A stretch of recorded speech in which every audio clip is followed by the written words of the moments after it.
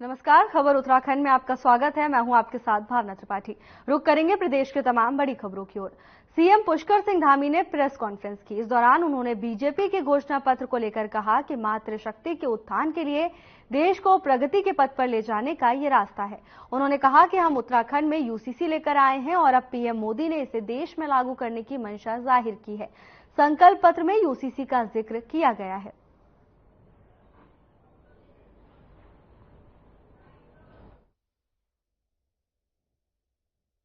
नहीं देखिए, इसमें कोई कठिनाई नहीं आने वाली है। और जो लोगों ने देश के अंदर हमेशा तुष्टीकरण किया है, जिन्होंने वोट बैंक की राजनीति की है, उनको महिलाओं के उत्थान से खतरा है, महिलाओं के सशक्तिकरण से खतरा है।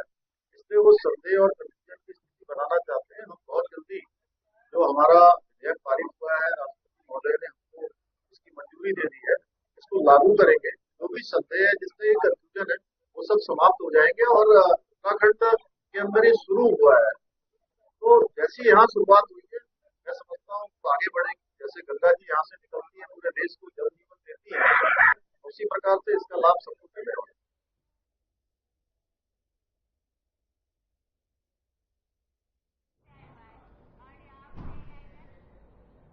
आगामी लोकसभा चुनाव को लेकर बीजेपी ने अपना संकल्प पत्र जारी कर दिया है, जिसके चलते सूबे के मुख्यमंत्री पुष्कर सिंह धामी ने प्रेस वार्ता की। वहीं इस बीच पुष्कर सिंह धामी ने कहा कि किस संकल्प पत्र में पेपर लीक के खिलाफ प्रावधान रखा गया है, जिसके साथ प्रदेश में नकल विरोधी कानून की बदौलत हजारों लोगों को नौकरी मिली है जो नकल विहीन हुए हैं। साथ ही उन्होंने कांग्रेस की राष्ट्रीय महासचिव प्रियंका गांधी पर चुटकी लेते हुए कहा कि प्रियंका गांधी ने अपने उत्तराखंड दौरे में पेपर लीक कानून लाने के लिए कहा है, तो शायद कांग्रेस पार्टी ने उनको करीब 6 महीने पुराना भाषण लिख के दे दिया होगा।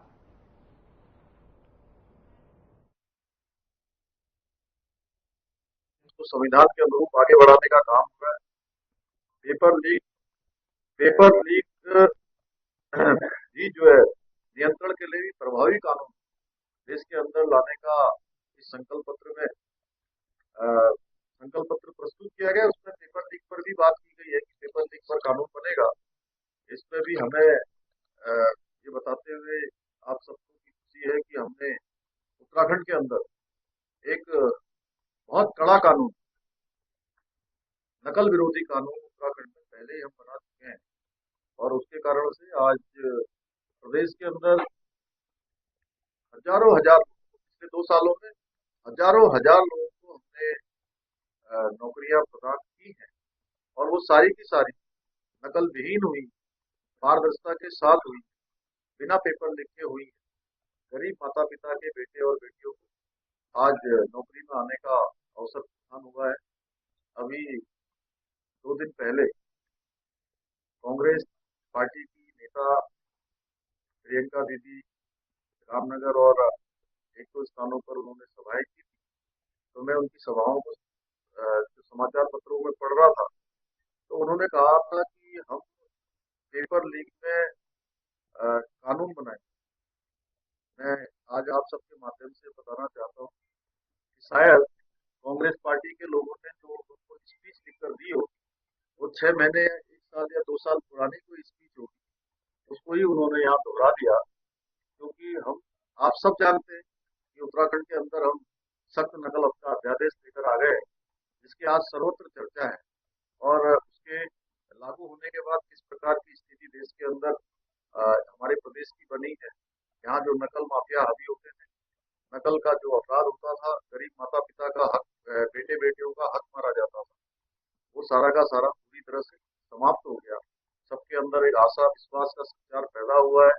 और जो पहले भी इनमें चयन के लिए इस प्रतियोगिता में भाग लेते थे, जिनका नंबर नहीं आता था, उन्हीं का नंबर अब एक साथ 3-3, 4-4 और 5-5 प्रतियोगी परीक्षाओं में पास होकर चयन का अवसर उन सब।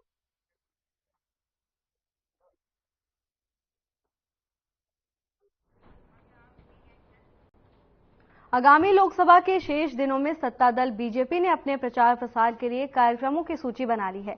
इस बात को लेकर बीजेपी के प्रदेश अध्यक्ष महेंद्र भट्ट ने कहा कि अगले दिन कोटद्वार में केंद्रीय गृह मंत्री अमित शाह जनसभा करेंगे, तो वहीं जोशीमठ में मुख्यमंत्री धामी का दौरा है। साथ ही उन्होंने कहा कि पौड़ी प्रत्याशी अनिल बलूनी की लोकसभा में जनसभा होगी और BJP Yuva Morcha motorcycle rally निकालेगा।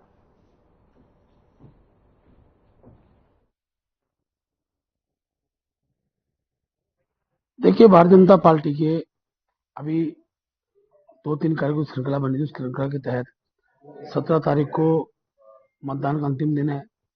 हमारे राष्ट्रीय प्रचारक के दौरे कल अपने राष्ट्रीय नेता अमित शाह जी हमारे आ रहे हैं। उनकी सभा हमने कोटद्वार में तय की हुई है। बड़ी संख्या में लोग आएंगे। माननीय मुख्यमंत्री जी मेरा कल जोशीमठ का दौरा है। उसके बाद 17 तारीख को अनिल बलूनी जी के साथ जो मेरी पौड़ी लोकसभा है।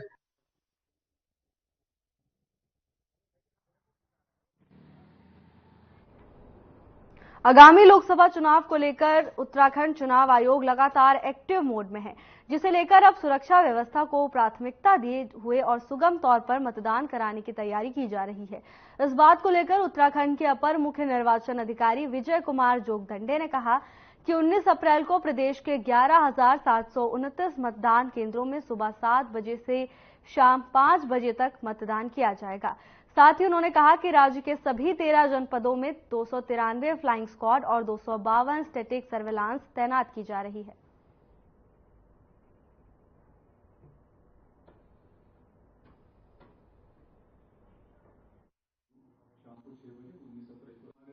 हमारे राज्य में 11,729 पोलिंग स्टेशन पे मतदान की तिथि है 19 अप्रैल है और मतदान का समय जो है 7 बजे से शाम के 5 बजे तक होगा। उसके दृष्टिगत पूरे राज्य भर में 13 जनपद हमारे हैं। इन सभी जनपदों में 293 फ्लाइंग स्क्वाड्स तैनात किया गया है। उसके साथ में जो स्टैटिक सर्विलांस टीम्स होती हैं, SSTs होती हैं, वो 252 तैनात किया गया, 252। मतदान दिवस से 72 आवर्स पहले इन सभी टीमों का जो एनफोर्समेंट एक्टिविटी होता है उसको और स्ट्रिंजेंट किया जाता है और सजग उसमें किया जाता है और गहनता से चेकिंग का कार्रवाई किया जाता है। 72 आवर्स का जो समय होगा वो कल से प्रारंभ हो जाएगा।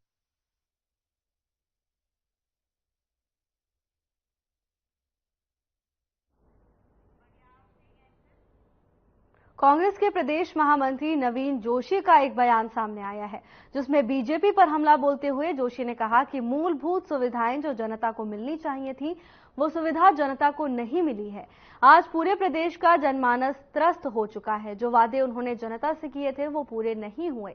अंकिता भंडारी हत्याकांड में वीवीआईपी का नाम अब तक नहीं खुला है। केदारनाथ मंदिर में गर्भगृह में 230 किलो सोने की चोरी का सरकार ने अभी तक कोई जवाब नहीं दिया है।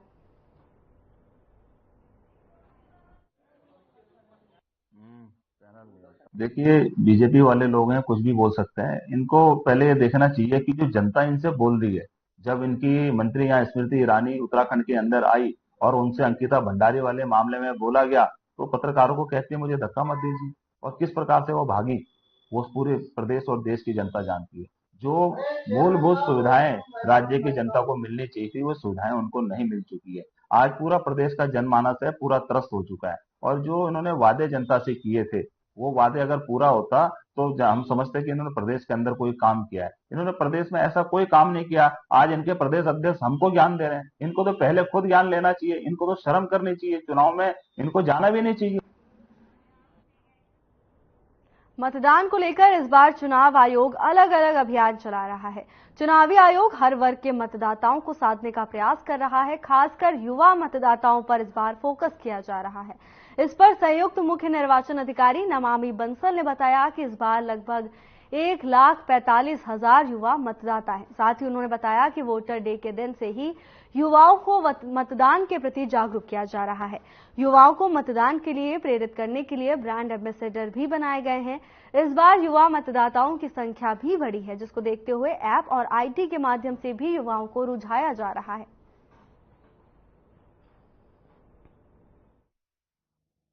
जो हमारे युवा मतदाता हैं वो लगभग 1,45,000 हैं इस बार, और इन सभी को समरी रिवीजन के टाइम से ही हम लोग नेशनल वोटर्स डे के टाइम से ही मोटिवेट कर रहे हैं। इनको एज ब्रांड एम्बेसडर्स बनाकर भी हमने इनके संबंधित कैंपसेस में यूज किया है कि आप मोटिवेट करें, प्रेरित करें अपने साथी जितने भी हैं नेबरहुड में या फिर अपने पारिवारिक सदस्यों को, सबको मोटिवेट करें। जो हमारे युवा मतदाता हैं वो पिछली बार की तुलना में इस बार बढ़े हैं और इस बार समरी रिवीजन में यही प्रयास किया गया है कि अधिक से अधिक हम युवा मतदाताओं को जोड़ सकें। युवा मतदाताओं द्वारा एप्स और आईटी जो सॉफ्टवेयर्स हैं उनका भी बहुत उपयोग किया जाता है। उसके संबंध में भी विशेष अभियान चलाते हुए उन्हें वोटर हेल्पलाइन ऐप 1950 इन सब के बारे में विस्तृत जानकारी दी गई है। लोकसभा चुनाव नजदीक है, ऐसे में आरोप प्रत्यारोप का दौर जारी है। बीजेपी ने कांग्रेस पर पर्सनल अटैक करने का आरोप लगाया है। बीजेपी के प्रदेश अध्यक्ष महेंद्र भट्ट ने कहा है कि कांग्रेस के नेता एक जनसभा में उनके बड़े नेता के ऊपर पर्सनल अटैक कर रहे थे। इस बात को लेकर हम बहुत दुखी हैं। इसके साथ ही उन्होंने कहा कि हमने फैसला लिया है कि अब हम इस पर्सनल अटैक की वजह से उनके ऊपर मानहानि का दावा करेंगे। आपको बता दें कि महेंद्र भट्ट ने कहा कि किसी विषय को लेकर बिना प्रमाण होने के किसी व्यक्ति का नाम लेना किसी तरह से भी सही नहीं है।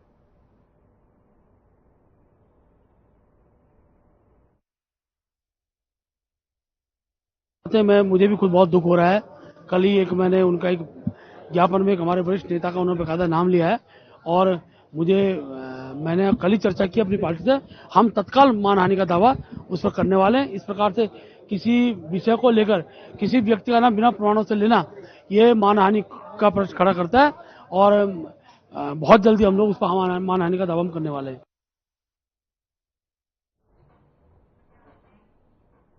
जनपद उधम सिंह नगर के खटीमा में कार्यक्रम में शामिल होने जा रही एक स्कूल बस की सीमेंट से लदे ट्रक से टक्कर हो गई, जिसमें दोनों चालकों सहित लगभग 2 दर्जन बच्चे भी घायल हुए थे। सभी घायलों का नागरिक चिकित्सालय खटीमा में उपचार किया जा रहा था, जिसमें से 4 घायलों का अभी भी इलाज चल रहा है। बाकी घायलों का उपचार कर स्थिति सामान्य होने पर घर भेज दिया गया है। वहीं घायल बस चालक दलजीत सिंह ने आरोप लगाया कि स्कूल प्रबंधन ने अब तक उसकी सुध नहीं ली है। साथ ही उन्होंने अस्पताल चिकित्सकों पर भी समुचित इलाज नहीं करने का आरोप लगाया है।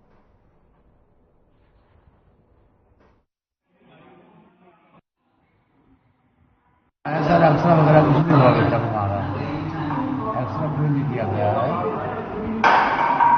चोटें पसलियों में है और बाह में है हमारी सर,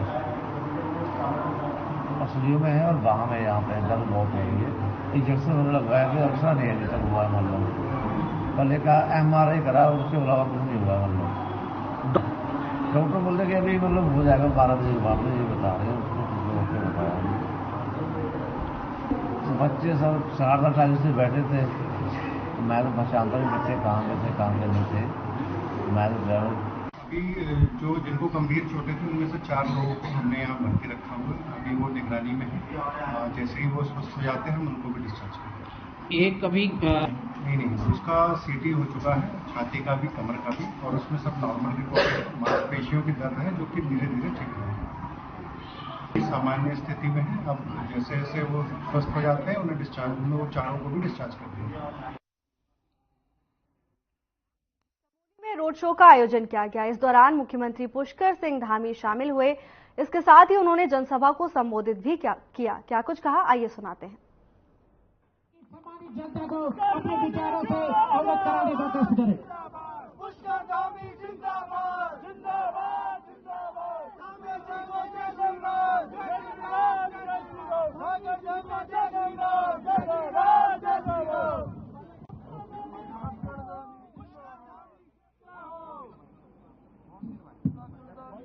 भारत माता की। जहाँ तक मेरी आवाज जा रही है, सब लोग एक बार जयकारा लगाएंगे। मोदी जी को हम लोग तीसरी बार प्रधानमंत्री बनाने के लिए और अनिल भाई को, बलूनी जी को यहाँ से रिकॉर्ड तोड़ मतों से सांसद चुनने के लिए एकत्र हुए हैं। इसलिए नारा भी दिल्ली तक पहुंचना चाहिए उसकी आवाज। भारत माता की। बहुत अच्छा। ऊपर से भी जो ऊपर हमारे गाँव में कानों में ऊपर बैठे हैं, उनका भी मैं अभिनंदन करता हूँ। वहाँ भी आवाज उठ रही है। बोले भगवान बद्री विशाल की, नरसिंह भगवान की, आदि शंकराचार्य की। जोशीमठ की इस बहुत ही ऐतिहासिक और विशाल सभा में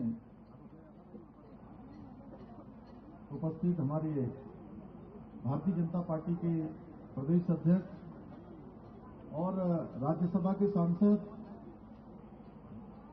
जिन्होंने आप सबके बीच से आज राज्य का नेतृत्व कर रहे हैं और भारत की संसद में भी हम सब उत्तराखंड वासियों का नेतृत्व कर रहे हैं, आदरणीय महेंद्र भट्ट जी, गढ़वाल लोकसभा क्षेत्र के प्रत्याशी और भारतीय जनता पार्टी के राष्ट्रीय मीडिया के प्रमुख, मेरे बहुत पुराने मित्र, हम सब लोग साथ में युवा मोर्चा के दिनों से काम करते रहे हैं और राज्यसभा के सांसद के नाते उत्तराखंड के विकास के लिए उन्होंने बहुत योगदान किया है। और अब माननीय प्रधानमंत्री मोदी जी ने, हमारे भारतीय जनता पार्टी के केंद्रीय नेतृत्व ने उनको आप सबकी सेवा के लिए आप सबके बीच में भेजा है।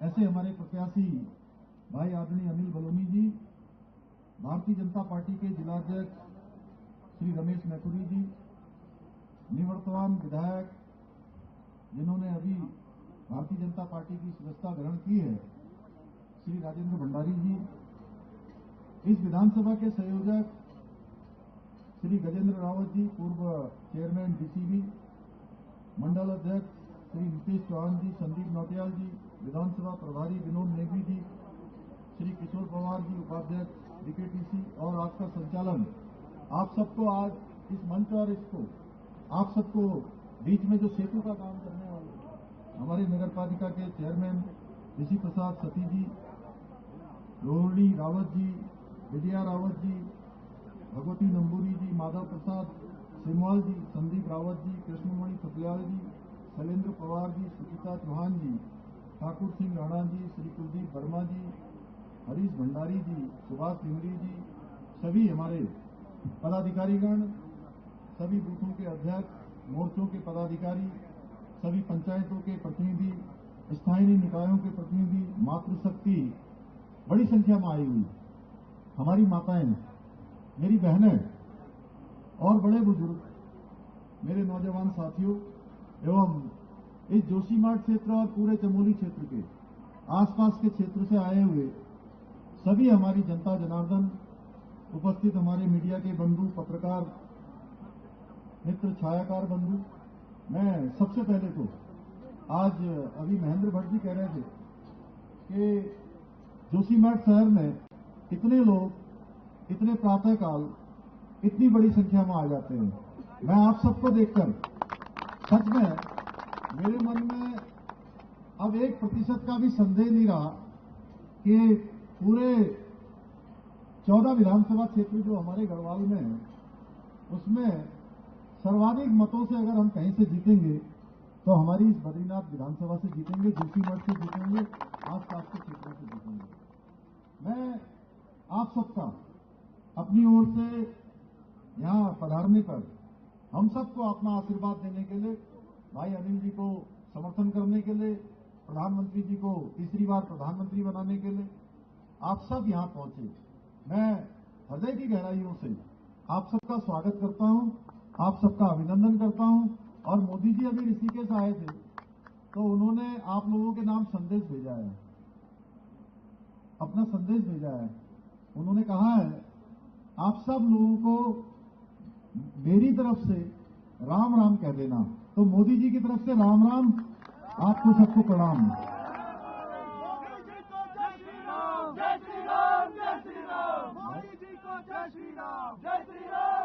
भाइयों बहनों, अभी अनिल जी को आपने सुना और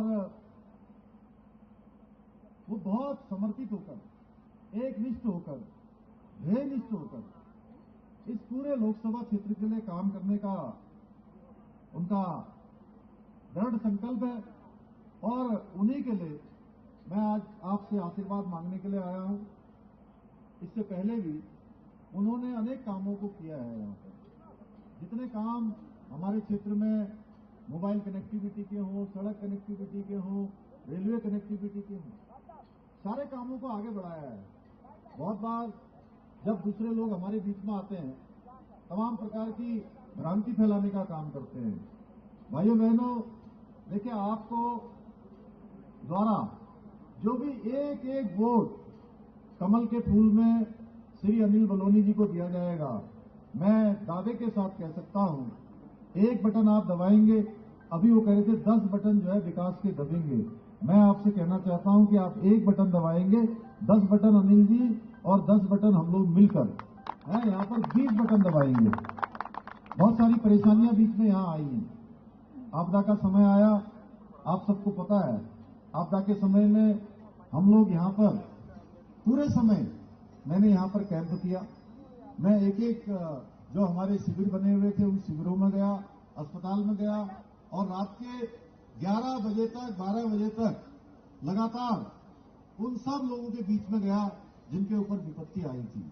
भाइयों बहनों, जहां हमने आप सबके साथ खड़े होकर जोशीमठ, जो हमारा भगवान नरसिंह की भूमि, आदि गुरु शंकराचार्य जी की भूमि, एक पौराणिक रूप से, सामरिक रूप से बहुत ही महत्व का हमारा ये शहर है, ये क्षेत्र है। ये क्षेत्र अपने पौराणिक स्वरूप में बना रहे, अपने मूल स्वरूप में बना रहे, ये हमारा दृढ़ संकल्प है। और इसमें हमारे प्रधानमंत्री मोदी जी ने भी, हमारे गृह मंत्री जी ने भी लगातार यहाँ की चिंता करी, लगातार यहाँ के बारे में स्वयं जानकारी ली और भाइयों बहनों, उसका परिणाम हुआ कि 1700 करोड़ रुपए की धनराशि हमको जोशीमठ के पुनर्निर्माण के, नवनिर्माण के लिए, यहाँ के अवस्थापना कार्यों के लिए, विकास कार्यों के लिए हमको मिली हुई है। इससे आगे का काम चलेगा। आगे जो भी जरूरत होगी उस काम को हम बढ़ाएंगे। हम कभी भी बहुत ज्यादा कहने पर विश्वास नहीं करते हैं।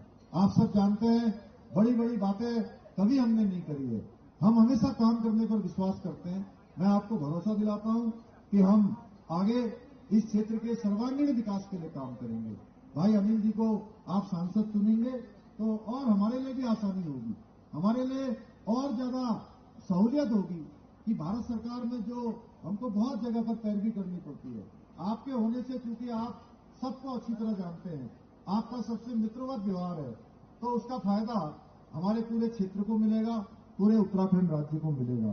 इसलिए मैं आज उनके लिए आपसे आपका मत, आपका समर्थन मांगने आया हूं।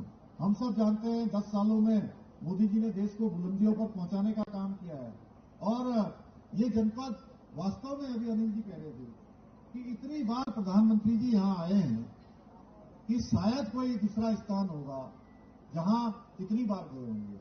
आज भगवान बद्री विशाल का पुनर्निर्माण का काम हो रहा है, यहाँ से माणा तक का सड़क बन रहा है, माणा पास बन रहा है। इसके साथ एक बहुत ऐतिहासिक काम जो प्रधानमंत्री मोदी जी ने आपके जनपद से किया, आप सबको पता होगा, मेरी कुछ बहनें यहाँ पर आई है, वो उस दिन रामायण वहां पर उनके स्वागत में कर रही थी, तो उन बहनों से रुके, उन्होंने उनका नून चखा, नून लेकर गए अपने साथ, जो नून पिसा हुआ नून था, इनका नून लेकर गए और जब उन्होंने अपना संबोधन किया तो अपने संबोधन में उन्होंने कहा कि ये माणा गांव, जिसको अभी तक भारत का अंतिम गांव कहते हैं, आज से ये माणा गांव भारत का अंतिम गांव नहीं होगा, अब ये भारत का पहला गांव होगा। भाइयों बहनों, ये पूरे देश को ये गौरव प्राप्त हो गया कि हमारा चमोली, हमारा ये जनपद, ये हमारे बद्री विशाल की भूमि, यहां से पूरे देश के जितने भी ऐसे गांव हैं, उन सभी गांव। खबर उत्तराखंड में फिलहाल के लिए बस इतना ही। जल्द हाजिर होंगे नई अपडेट्स के साथ। नमस्कार।